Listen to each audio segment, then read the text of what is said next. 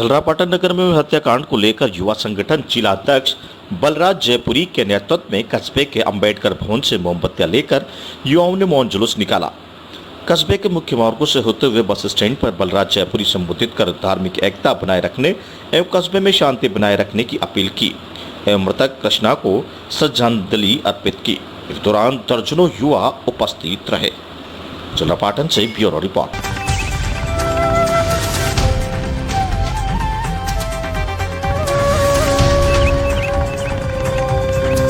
जिला विधिक सेवा समिति के निर्देश में हुआ रक्तदान शिविर का समापन। रक्तदाता समूह के कोऑर्डिनेटर शाहिद मोहम्मद ने बताया कि दिनांक 9 जुलाई को जिला विधिक सेवा समिति के निर्देश पर रक्तदाता समूह नगर निगम के CHC धर्मशाला में रक्तदान शिविर का आयोजन किया गया, जिसमें महिलाओं पुरुषों नगर के युवाओं ने बढ़ चढ़कर हिस्सा लेकर रक्तदान किया व न्याय विभाग के कर्मचारियों ने रक्तदान किया, साथ ही पुलिस कर्मियों द्वारा भी रक्तदान किया गया। शिविर में कुल रक्तदान 2 बजे तक 100 यूनिट रक्तदान हुआ। इस मौके पर रक्तदाता समूह के विकास जैन, बंटी पारेता, योंकेश शर्मा, सूरज सुमन, दीपक कारपेंटर, लाल सिंह खेड़ी आदि कार्यकर्ता मौजूद रहे। पिड़ावा से मोहित राठौड़ की रिपोर्ट।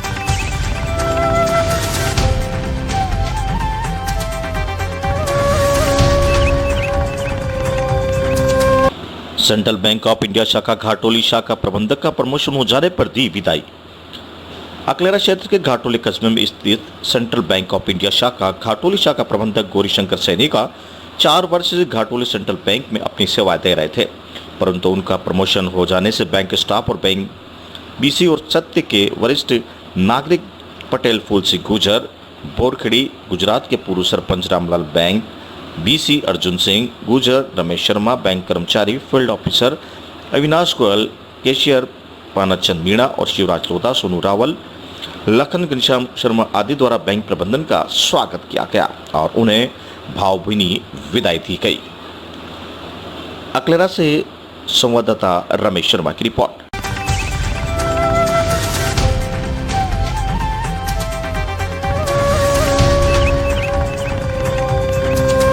जनसंख्या नियंत्रण पर हुआ कार्यशाला का आयोजन।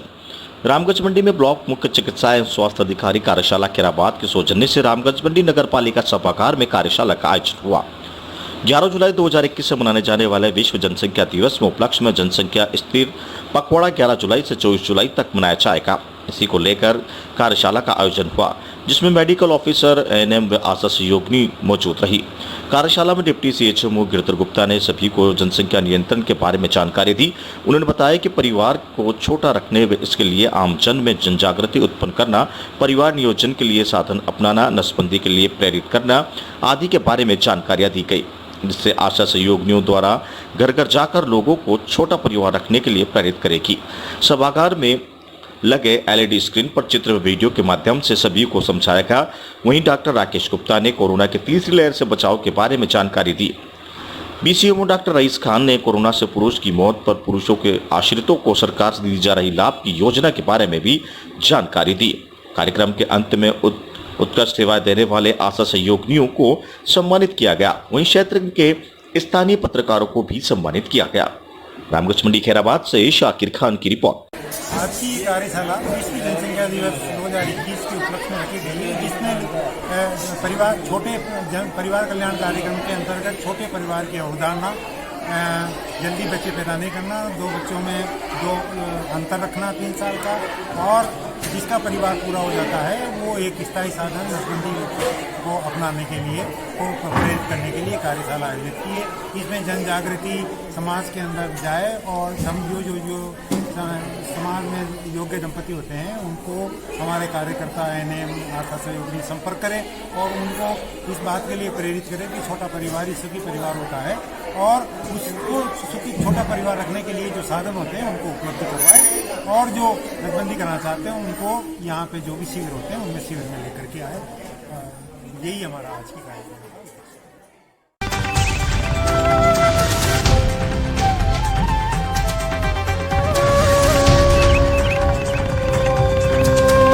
खेड़ी में शमशान की 8 बीघा भूमि से हटाया अतिक्रमण। सरपंच ग्राम पंचायत झालरी के कनवास SDM राजेश डागा को ग्राम पंचायत क्षेत्र की झालरी में ग्राम खेड़ी में शमशान भूमि का अतिक्रमण हटाने के लिए निवेदन किया गया था। एवं बताया कि पंचायत क्षेत्र में मनरेगा योजना में कार्य शमशान घाट के भूमि पर खाई, फेंसिंग एवं वृक्षारोपण स्वीकृत है, लेकिन भूमि पर अतिक्रमण होने के कारण कार्य करने में समस्या हो रही है।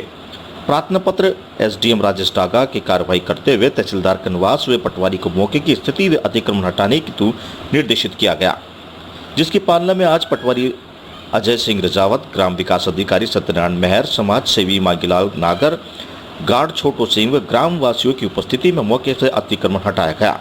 मौके पर राजस्व रिकॉर्ड के मुताबिक जेसीबी से ट्रेंड बनाकर निशान लगाए गए तथा मौके पर ही समस्त 8 बीघा शमशान भूमि को अतिक्रमण मुक्त कर ग्राम पंचायत झालरी को संभाला गया। कनवास से ब्यूरो रिपोर्ट।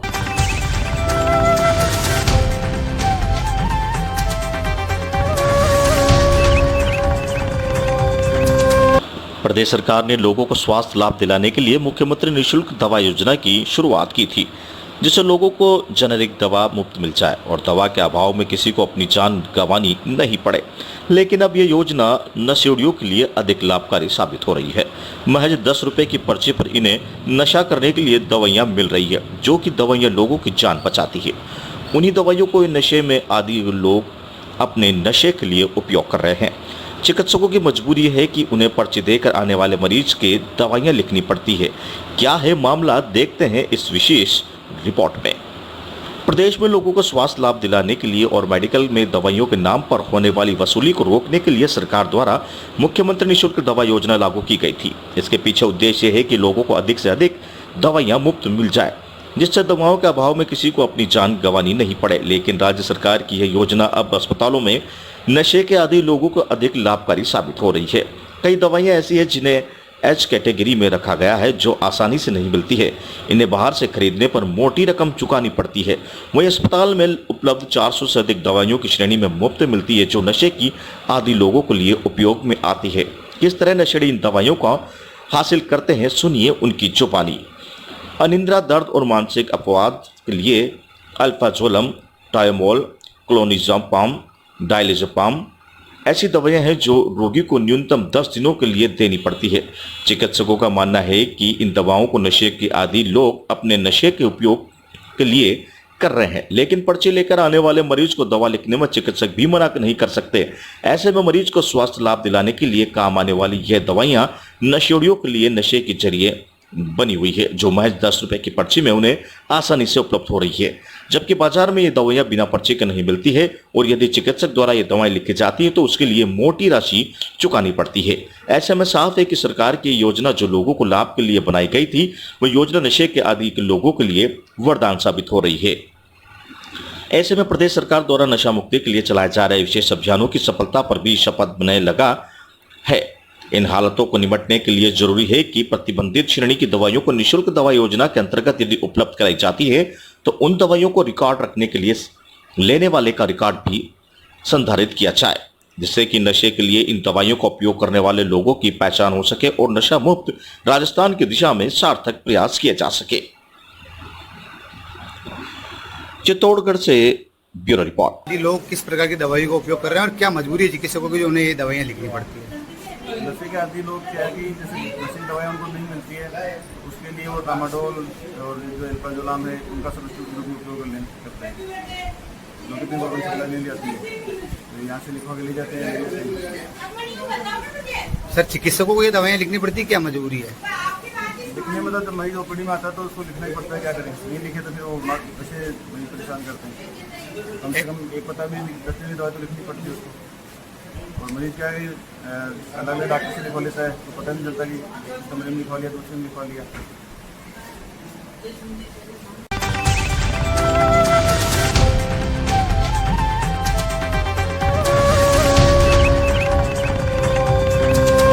टीकाकरण केंद्र पर आमजन ने किया जमकर हंगामा, टोकन बांटने से मिलीभगत में लगाए आरोप। चित्तौड़गढ़ जिले में 6 दिन से बाद शुक्रवार को एक बार फिर से कोरोना का टीकाकरण 53 केंद्रों के साथ शुरू हुआ, जिसमें चित्तौड़गढ़ जिला मुख्यालय पर 3 टीकाकरण केंद्र पर 45 वर्ष से ऊपर के लोगों को टीके की दूसरी खुराक लगाई गई। वहीं जिला राजकीय सांवलिया चिकित्सालय परिसर में संचालित हो रहे जेएनएम ट्रेनिंग सेंटर के टीकाकरण केंद्र पर टीकाकरण के लिए कार्यरत कर्मचारियों को टोकन बांटने के नाम पर जमकर बांट बंदरबाट की गई, जिस पर टीकाकरण कराने वाले वरिष्ठ जनों और अन्य लोगों ने कर्मचारियों पर टोकन बांटने में भाई भतीजावाद का भी आरोप लगाया। इस पर एक बार स्थिति यह हो गई कि टीका लगाने आए लोगों को टीकों को कुल डोज और टोकन में मिलान के लिए गणना तक कर डाली, जिसमें बड़ा अंतर आने के बाद लोगों में जमकर हंगामा किया।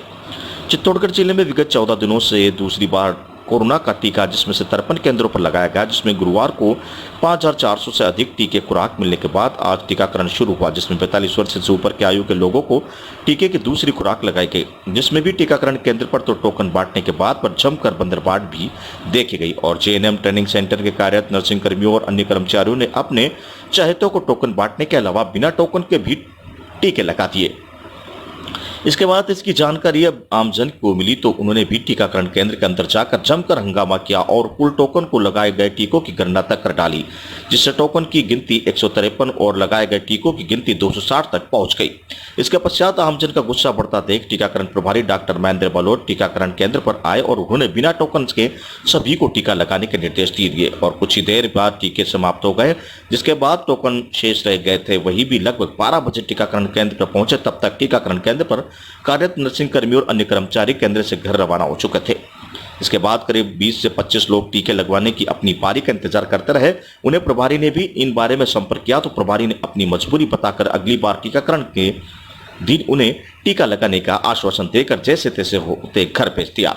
वहीं इस बारे में जब टीकाकरण प्रभारी महेंद्र बलोट से बात करने का प्रयास किया गया तो उन्होंने कैमरे के सामने बात करने से साफ मना कर दिया।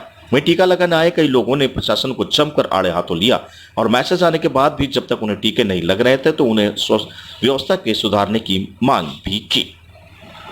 चित्तौड़गढ़ से गोपाल चतुर्वेदी की रिपोर्ट। बोलो। मेरा नाम आनंद जैन है। हाँ। मैं सुबह 8 बजे से सिटी डिस्पेंसरी पाटन बोल गया था। वहाँ टोकन के लिए नाम से गए, बोलते हैं टोकन नहीं है। उसके बाद हमारे को गांधीनगर डिस्पेंसरी पहुँचाया, वहाँ गए, वहाँ बोले टोकन नहीं है, सरकारी हॉस्पिटल जाइए। सरकारी हॉस्पिटल में आए, बाहर खड़े, अंदर आने नहीं देते, बोलते टोकन होगा तो अंदर जाओगे, बाकी अंदर नहीं जा सकते। नहीं, स्टाफ वाले 4-4 टोकन, मतलब जितने भी टोकन से लगे हैं उन टोकन का पता कीजिए कि जितने भी उनके रिश्तेदार हैं उनके भी टोकन गए हुए हैं और उनके भी वैक्सीन लग रहे हैं। हाँ। और जिन व्यक्तियों के टोकन वैक्सीन नहीं लग रहे हैं, जो उनके रिश्तेदार नहीं है, मिलने वाले नहीं है, तो उनको टोकन नहीं मिलता है। संजय लड्डा। संजय जी, बात करें टोकन सुबह बांट दिए गए, पब्लिक को ध्यान नहीं था और जो भी आ रहे हैं जो सब अपनी अपनी जान पहचान वाले टोकन लेके सुबह चले गए हैं। अभी एक बंदा आया, मेरे पास टोकन नहीं है, कब मिलेगा, और 10 मिनट बाद वो बाहर से टोकन लेके आ गया, जैसे बाहर वहाँ काउंटर पे बिक रहा हो टोकन। अब वो टोकन कहाँ से लाया, कोई किसी के पास जवाब नहीं है। आप लोग कितनी बजे से आने में लगे? हम तो आए भी 10 बजे आए कि सुबह 5 बजे तक लगेगी, हमको क्या ध्यान 6 बजे टोकन बढ़ गए, हम भी आके ले लेते टोकन। फर्स्ट डोज लग गया उसको सही नहीं, सेकंड डोज का अखबार में जो भी मैसेज आज से 5 बजे तक लगेगी, लग नहीं रही है। और यहाँ टोकन बांट दिया बंदर बाट, एक लड़की है, वो लेडी है, स्टाफ है, 4-4 टोकन उसके हाथ में, बाहर से जाके बुला के ला रही है।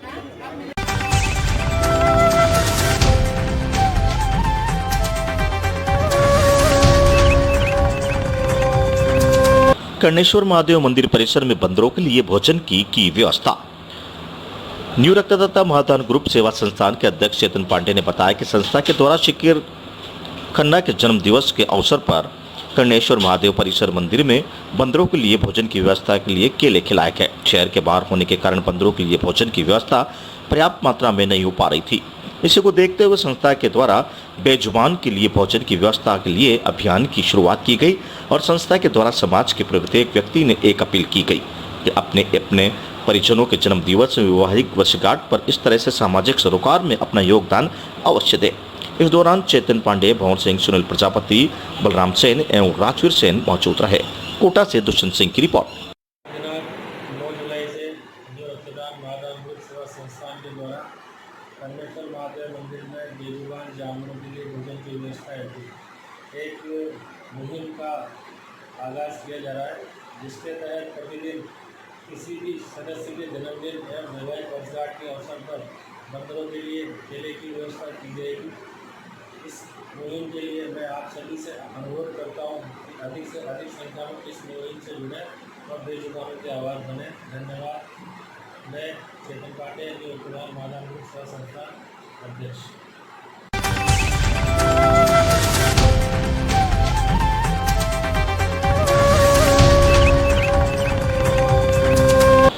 विश्व हिंदू परिषद और बजरंग दल के कार्यकर्ताओं ने हत्या के विरोध में सौंपा ज्ञापन। विश्व हिंदू परिषद और बजरंग कार्यकर्ताओं ने झालरापाटन में हुई हत्या के आरोपियों को फांसी की सजा की मांग को लेकर राज्यपाल के नाम ज्ञापन सौंपा। इंद्रगढ़ तहसील कार्यालय में विश्व हिंदू परिषद और बजरंग दल कार्यकर्ताओं ने झालरापाटन में वाल्मीकि समाज के युवक की हत्या के विरोध में प्रदर्शन कर राज्यपाल के नाम इंदरगढ़ तहसीलदार रवि शर्मा को ज्ञापन सौंपा। ज्ञापन में बताया कि झालरापाटन नगर में वाल्मीकि समाज के युवक कृष्णा वाल्मीकि की मॉब लिंचिंग द्वारा मुस्लिम गुंडों द्वारा निर्मम हत्या की गई थी, जिसका विश्व हिंदू परिषद और बजरंग दल के कार्यकर्ताओं ने विरोध प्रदर्शन करते हुए हत्यारों को अनिलंबित गिरफ्तारी मॉब लिंचिंग की धाराओं में मामला दर्ज करने की मांग की। मृतक कृष्णा वाल्मीकि के परिजनों को 50 लाख रुपए का मुआवजा व परिवार के एक सदस्य को सरकारी नौकरी देने के साथ साथ हत्यारों की फांसी की सजा की मांग की। कार्यकर्ताओं ने बताया कि यह हत्याकांड हुआ है जिसमें मुस्लिम समुदाय के कुछ लोग अपराधियों ने वाल्मीकि समाज के युवक कृष्णा वाल्मीकि को मॉब लिंचिंग करके उसकी हत्या कर दी तथा हत्यारों ने घटना का वीडियो भी बनाया था कि समाज में डर और दहशत का माहौल बना रहे। इस पूरे घटनाक्रम में कार्यकर्ताओं ने काफी आक्रोश है। कार्यकर्ताओं ने बताया कि सरकार सख्त से सख्त कार्रवाई करे, अन्यथा विश्व हिंदू परिषद पूरे कोटा संभाग हाड़ौती में आंदोलन करने के लिए मजबूर होना पड़ेगा, जिसकी संपूर्ण जिम्मेदारी सरकार और प्रशासन की होगी। इस दौरान ज्ञापन देने वालों में जिला महाविद्यालय विद्यार्थी प्रमुख कृष्ण दीक्षित, विश्व हिंदू परिषद प्रखंड सह मंत्री अनिल सेन, बजरंग दल प्रखंड संयोजक महेंद्र गुर्जर, गोरक्षा प्रमुख दीपक पहाड़िया, महाविद्यालय प्रमुख जितेंद्र महावर, खंड संयोजक शक्ति सिंह, विद्यार्थी सह प्रमुख अंकुश कहार, नगर सूचना प्रमुख नकुल राठौड़ आदि विश्व हिंदू परिषद बजरंग दल कार्यकर्ता मौजूद रहे। लाखेरी से विश्वनाथ शर्मा की रिपोर्ट।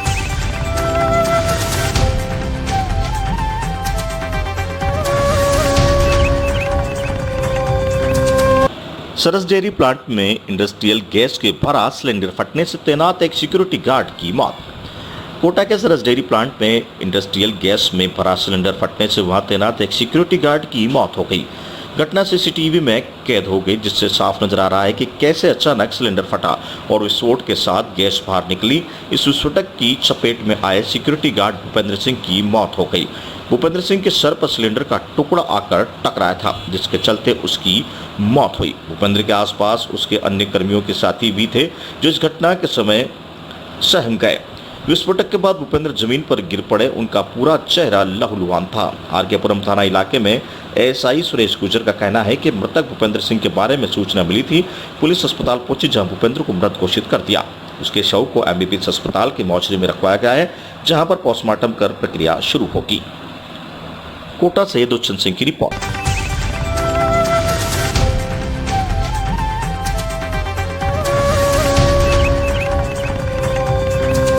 प्रधानमंत्री मातृत्व सुरक्षा अभियान के तहत गर्भवती महिलाओं को की जांच। प्रधानमंत्री मातृत्व सुरक्षा अभियान के तहत गर्भवती महिलाओं की जांच एवं उचित इलाज के लिए लाखेरी सामुदायिक स्वास्थ्य केंद्र पर शिविर का आयोजन किया गया।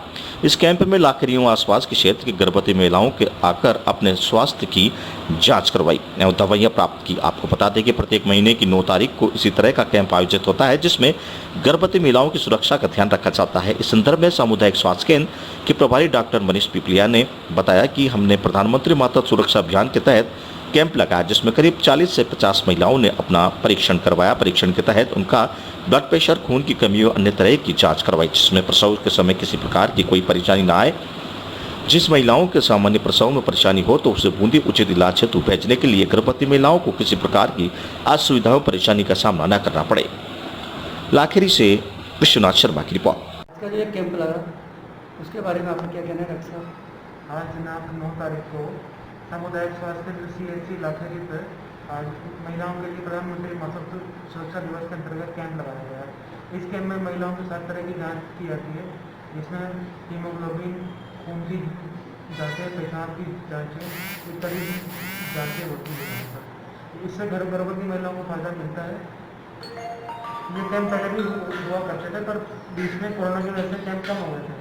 अब इनमें वापस संख्या बढ़ाने के लिए और संस्थागत प्रसव के वापस बढ़ोतरी देने के लिए दोबारा कैंप शुरू किया है। इससे नारी तो बहुत सकते हैं।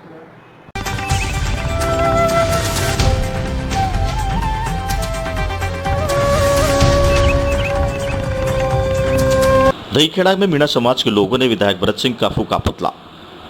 लाखेरी उपखंड क्षेत्र के दहीखेड़ा कस्बे में क्षेत्र में मीणा समाज के लोगों ने सांगोद विधायक भरत सिंह के विरुद्ध थाने के सामने उग्र प्रदर्शन किया। दहीखेड़ा, लबान, बड़ावली, अजंदा, कोटाकोर्द, चैड़ा, जपाइता, खड़ायता, झालीकिरा, बराना, बसवाड़ा, घाट का बराना आदि गांवों में मीणा समाज के लोग ने दहीखेड़ा बस स्टैंड पर एकत्रित हुए और वहां से थाने तक जुलूस के रूप में भरत सिंह मुर्दाबाद के नारे लगाते हुए थाने गए और पुलिस थाने के सामने नारेबाजी करते हुए विधायक का पुतला जलाकर रोष प्रकट किया और कहा कि मीणा समाज के खिलाफ अधिकारी अपना षड्यंत्र बंद करें।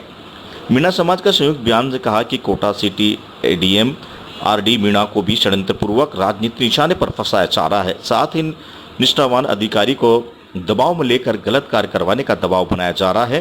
कोटा बूंदी मीणा समाज के अधिकारियों को राजनीतिक निशाने पर लेकर उनको हटाने का प्रयास किया जा रहा है, जिसको मीणा समाज कतई सहन नहीं करेगा।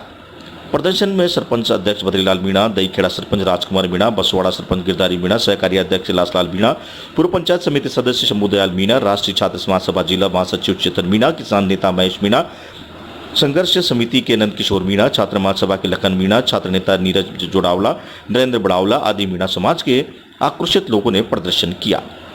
लाखेरी से विश्वनाथ शर्मा की रिपोर्ट।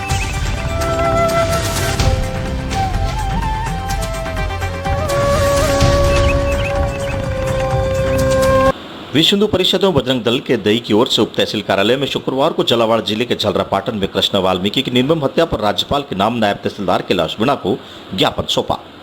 वहीं ज्ञापन सौंपकर कार्रवाई की मांग की है, जिसमें हत्यारों को अलंबित गिरफ्तार करते हुए बॉम्ब लीचिंग की धाराओं में मामला दर्ज करते हुए मृतक के परिजनों को 50 लाख रुपए मुआवजा व एक सदस्य को सरकारी नौकरी व हत्यारों को फांसी की सजा दिलवाने की मांग का ज्ञापन सौंपा। इस दौरान बजरंग दल संयोजक विकास शर्मा, विशाल सेन, संयोजक मनीष, आरएस मंडल संयोजक दिनेश साहू, घनश्याम राम भरोस, हरिजन भारत बैरागी, लोकेश बैरागी, गणेश सैनी, सनिधि जैन, मनीष सैनी, संजय जिंदल, शांतिलाल जैन, बुद्धि सेन, सुनील कुमार चांगेड़ संगठन के पदाधिकारी कर्ता मौजूद रहे।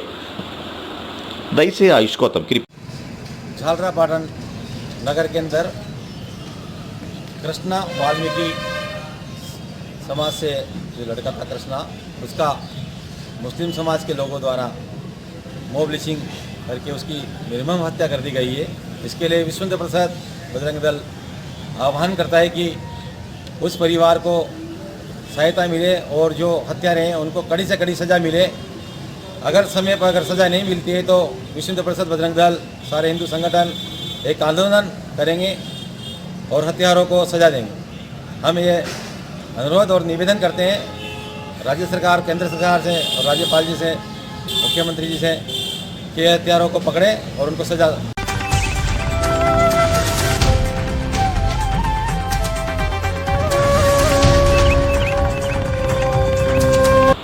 महिला कांग्रेस ने केंद्र सरकार के ईंधन की कीमतों को बढ़ोतरी के खिलाफ आंदोलन।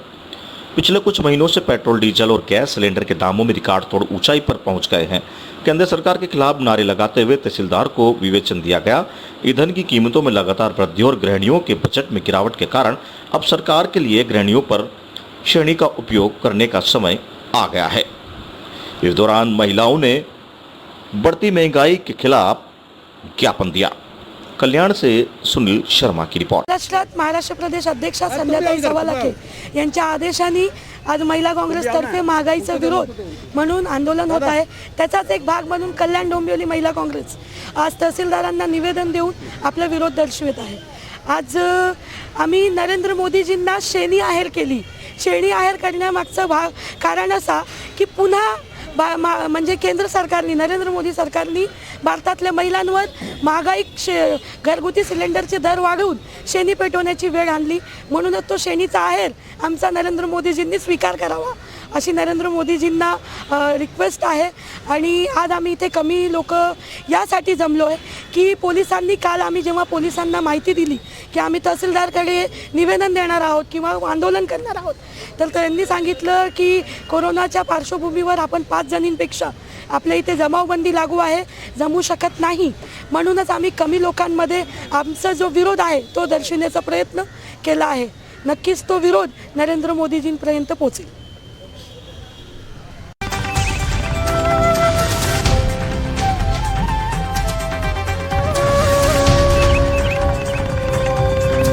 कृष्ण वाल्मीकि हत्याकांड को लेकर विश्व हिंदू परिषद, बजरंग दल के दलित समाज सहित हिंदू समाज के दिया राज्यपाल के नाम ज्ञापन। मृतक के परिजनों को 50 लाख रुपए सहित एक सदस्य को नौकरी देने की रखी मांग। झालावाड़ जिले के झालरापाटन में हल्दी घाटी रोड पर कृष्ण वाल्मीकि की समुदाय विशेष के कुछ गुंडों द्वारा हथियारों व डंडों से हमला कर हत्या कर दी गई थी, जिसमें चलते समस्त हिंदू समाज सहित विभिन्न संगठनों में रोष व्याप्त था। इसको लेकर शुक्रवार को भी अंतर्विधि बजरंग दल सहित दलित व हिंदू समाज के पोस्ट ऑफिस के पास बालाजी की बगीची से उपखंड कार्यालय तक नारेबाजी करते हुए विशेष रैली निकाली और राजस्थान राज्यपाल के नाम उपखंड अधिकारी रजत विजयवर्गीय को ज्ञापन सौंपा। ज्ञापन में कहा कि कुछ दिन पूर्व समुदाय विशेष के कुछ गुंडों द्वारा कृष्ण वाल्मीकि के युवक की मॉम ब्लीचिंग कर पीट कर गंभीर अवस्था कर दी थी, जिसकी जयपुर में इलाज के दौरान मौत हो गई थी।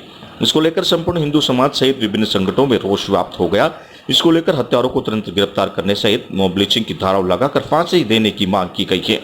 वहीं बजरंग दल जिला संयोजक नरेश मालवा और संयोजक अध्यक्ष सिंह, भाजपा नगर अध्यक्ष रामेश्वर खंडेलवाल ने कहा है कि समुदाय विशेष के कुछ गुंडों को समाज के डर व दहशत फैलाने के लिए युवक कृष्णा के साथ बुरी तरह से मारपीट कर उसका वीडियो बनाकर सोशल मीडिया पर वायरल किया गया था। युवक की हत्या कर दी, जिसमें हिंदू समाज बर्दाश्त नहीं करेगा। हिंदू समाज सहित विभिन्न संगठनों मांग करते हैं कि मृतक के हत्यारों को शीघ्र गिरफ्तार किया जाए और उन पर हत्या सहित मॉब लिंचिंग का मुकदमा दर्ज कर फांसी की सजा दी जाए। मृतक कृष्ण वाल्मीकि के परिजनों को 50 लाख रुपए व एक सदस्य को सरकारी नौकरी दी जाए। वहीं बजरंग दल व विश्व हिंदू परिषद सहित सर्व हिंदू समाज के राजस्थान राज्यपाल की मांग की है कि उक्त हत्यारों को कठोर कार्रवाई की जाए और ऐसी घटनाओं को पुनरावृत्ति नहीं हो। न ही विश्व हिंदू परिषद बजरंग दल द्वारा संपूर्ण कोटा संभाग में उग्र आंदोलन किया जाएगा, जिसकी संपूर्ण जिम्मेदारी शासन प्रशासन की होगी। अंतावारा से घनश्याम दादीज की रिपोर्ट।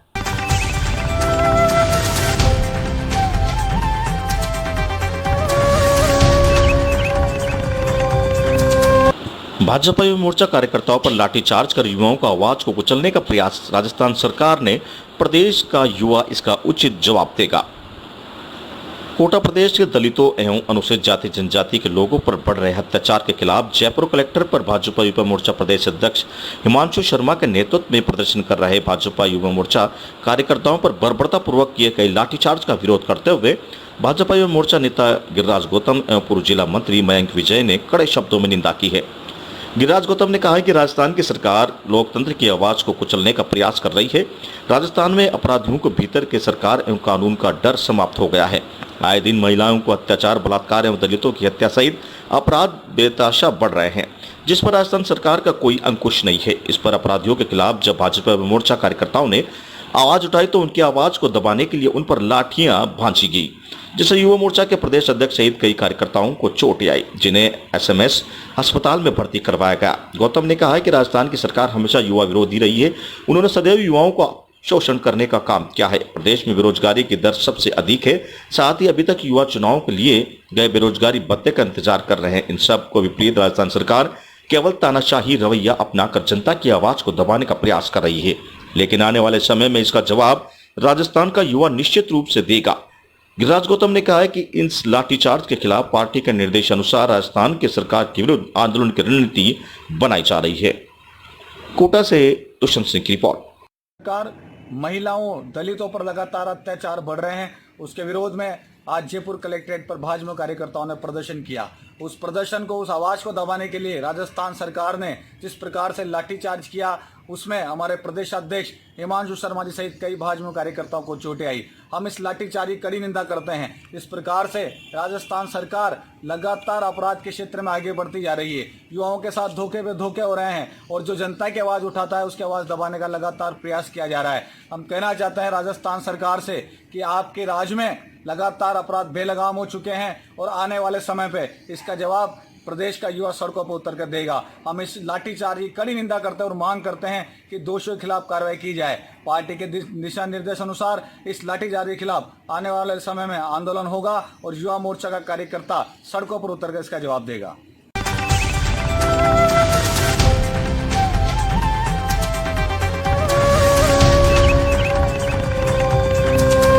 अवैध अतिक्रमण के विरुद्ध प्रशासन की कार्यवाही। असंतुष्ट गंभीरता के ग्रामीणों ने जिला कलेक्टर के नाम नैनवा एसडीएम को दिया ज्ञापन। फिर करेंगे हाईवे 148 पर चक्का जाम।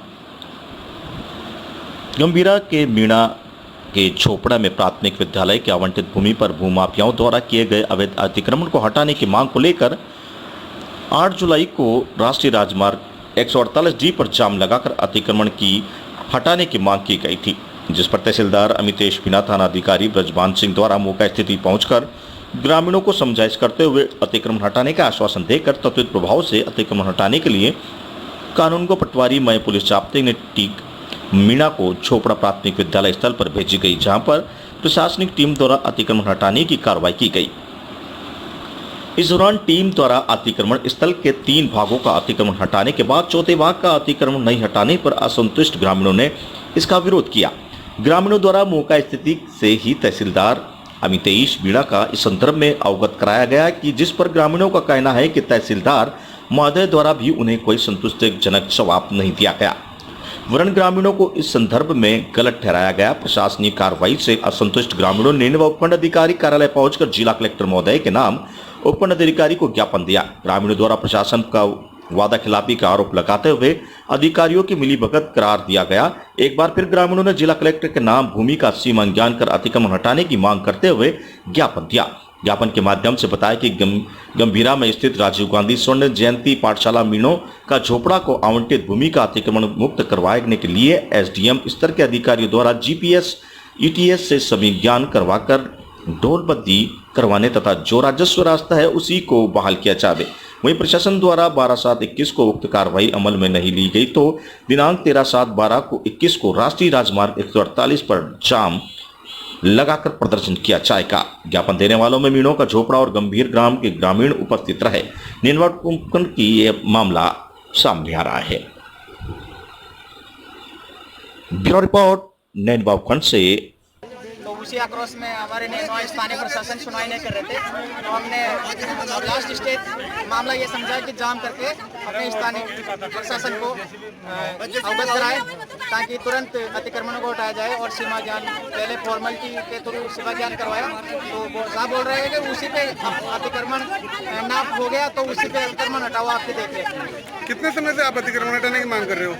हाँ, तकरीबन 1.5 महीना हो गया।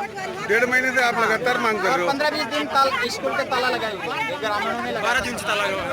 12 दिन से ताला लगा। 12 जून से लगा हुआ ताला। आपका नाम? कपूलाल मीणा।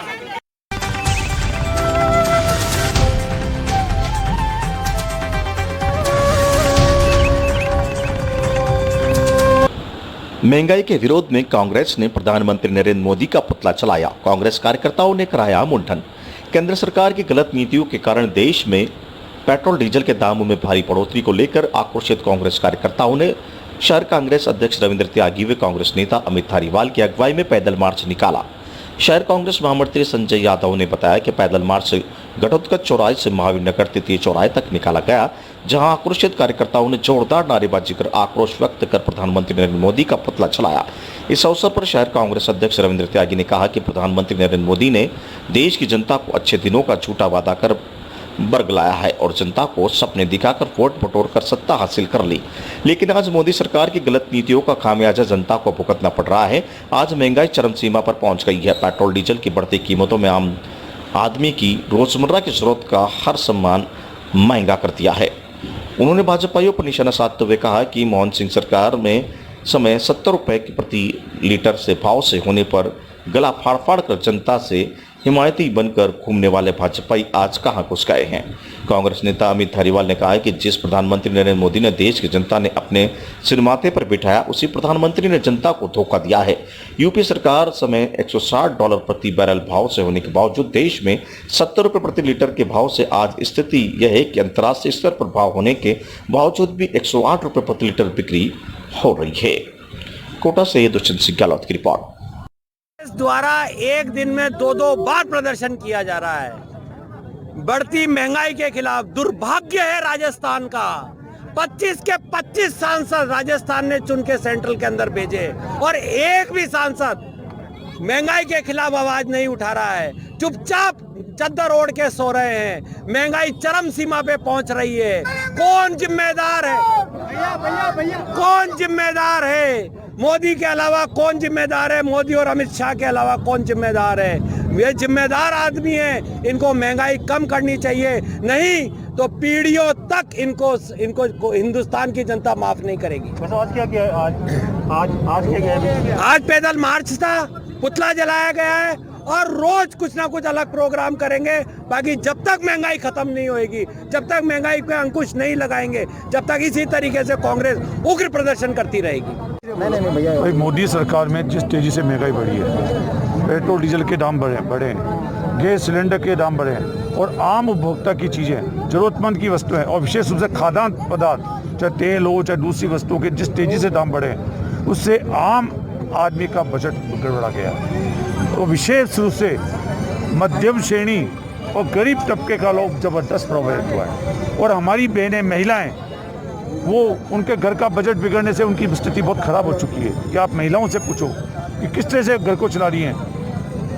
आप 100 रुपये, मतलब आप देख लीजिए, आप पिछले एक महीने के अंदर 70 बार पेट्रोल डीजल की दरें बढ़ी हैं और 34 रुपये बढ़े हैं एक महीने के अंदर अंदर पेट्रोल के भाव। और जबकि जब कांग्रेस की सरकार थी, देश के प्रधानमंत्री मनमोहन सिंह जी थे, सोनिया जी के नेतृत्व में, उस टाइम जबकि कच्चे तेल की दरें बहुत ज़्यादा थी, 140-50 के आसपास थी, उस समय पेट्रोल और डीजल की दरें 60 और 70 के बीच में थी।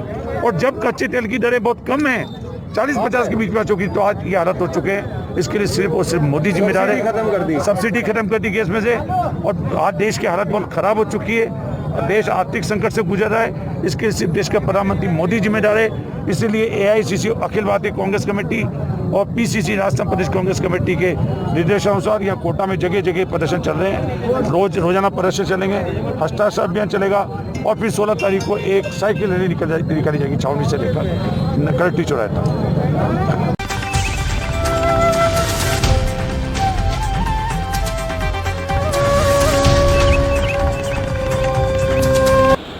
कानून व्यवस्था को लेकर DSP ने इटावा व्रत के थानाधिकारियों की बैठक ली।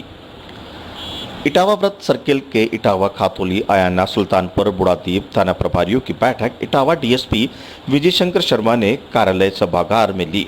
बैठक में उन्होंने कानून व्यवस्था की समीक्षा करते हुए सभी थाना प्रभारियों को अपराधियों को रोकथाम के लिए गश्त बढ़ाने और दुर्घटनाओं को रोकने के लिए शराब पीकर वाहन चलाने वाले और नशे में अवैध खनन सहित अन्य अपराधों पर सख्ती से कार्रवाई के निर्देश दिए। साथ ही उन्होंने कहा कि क्षेत्र में भूमि से संबंधित मामले इस समय अधिक आते हैं, तो जहां तक हो छोटे छोटे मामले समझाइश कराकर समाप्त कराए ताकि मामले नहीं बढ़े। उन्होंने वाहन चोरी सहित अन्य अपराधों पर भी अंकुश लगाने के निर्देश दिए। इस मौके पर इटावा SHO शंकरलाल खातोली, SHO योगेश शर्मा, सुल्तानपुर चुट्टनलाल मीणा, आयान प्रहलाद मीणा, बुढ़ादीप अविनाश मीणा मौजूद रहे। इटावा से ब्यूरो रिपोर्ट दुष्यंत सिंह गहलोत। आज हमने व्रत इटावा के सभी थानाधिकारियों के साथ में बैठक की है और अपराध जो हमारे हो रहे हैं उनके ऊपर समीक्षा की है। प्रकरणों को त्वरित अनुसंधान करने के बारे में सबसे ज़्यादा चर्चा की। इसके साथ ही सड़क दुर्घटनाओं की रोकथाम, वो है जो मादक पदार्थों की जो तस्करी है और यूजर्स है उनके खिलाफ विशेष कार्रवाई करने के निर्देश दिए गए हैं। साथ ही साथ सामुदायिक पुलिसिंग के तहत जो छोटे छोटे मामले होते हैं उनमें समझाइश करने के लिए और जो अभी भूमि संबंधी जो विवाद आ रहे हैं उनमें भी परामर्श और त्वरित कार्रवाई करने के निर्देश दिए गए हैं।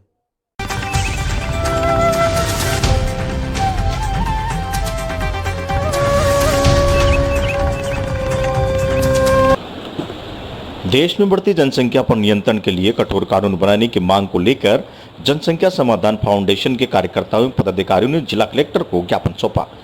विश्व जनसंख्या दिवस को देखते हुए जनसंख्या समाधान फाउंडेशन के जिला संयोजक वीरेंद्र सिंह बढ़ावत के नेतृत्व में प्रधानमंत्री और मुख्यमंत्री के नाम कलेक्टर को ज्ञापन सौंपा। कार्यकर्ताओं का कहना है कि जनसंख्या बढ़ती जनसंख्या के देश के लिए बहुत ही घातक सिद्ध हो रही है। इसके लिए कठोर कानून बनाया जाए अत्यंत आवश्यक है। हालांकि लंबे समय से कार्यकर्ताओं और पदाधिकारियों द्वारा जनसंख्या नियंत्रण के लिए लोगों को जागरूक किया जा रहा है, लेकिन आज जिला कलेक्टर को ज्ञापन सौंपकर जनसंख्या नियंत्रण के लिए कठोर कानून बनाने की मांग की गई।